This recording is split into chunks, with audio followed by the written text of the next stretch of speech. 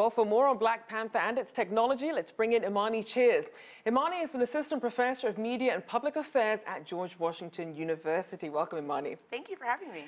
So we know that the film featured a mineral called Vibranium, a mystical product there, and it's also the source of Wakandan wealth. So what was your favorite use of it when you saw how it was being used in the film?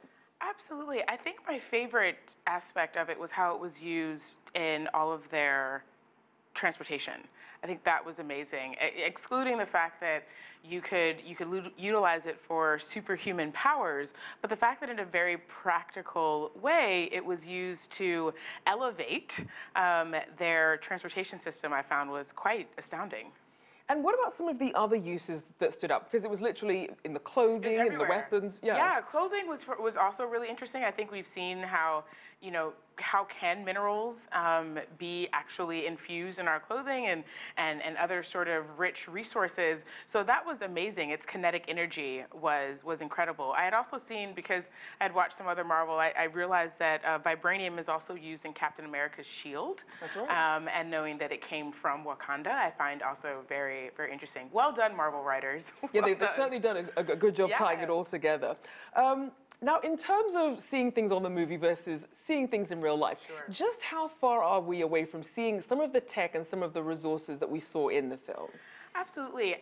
Well, currently, I will say thank you to Elon Musk and SpaceX. I think we are considerably closer to seeing, in particular, the transportation influences, the magnetic levitation that we saw with their train that connected the entire city.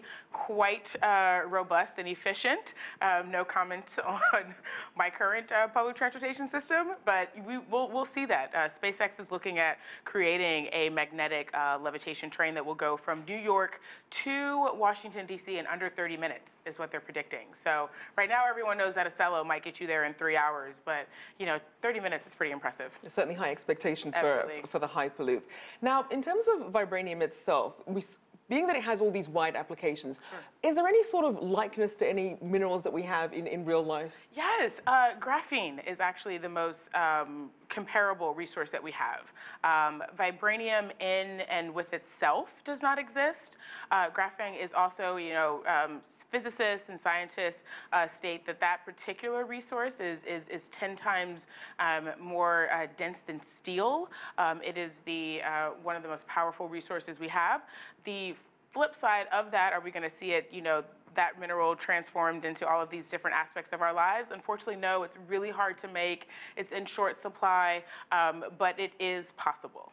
Now, something else that's in short supply that they've also been seeing some comparisons to is cobalt. Now, we know that this is used in the lithium-ion batteries in electric cars. It's used in radiation for cancer treatment. It's used in our phones. And exactly, phones, even when it comes to alloys that make up jet engines. Yeah. But more than half of the supply is based in the Democratic Republic of Congo. How much of a game changer is it to have that much of an in-demand resource in one location? Yeah, well, it's a blessing and a curse. I think we all know the history of resources, in particular in Africa in general, the Congo specifically.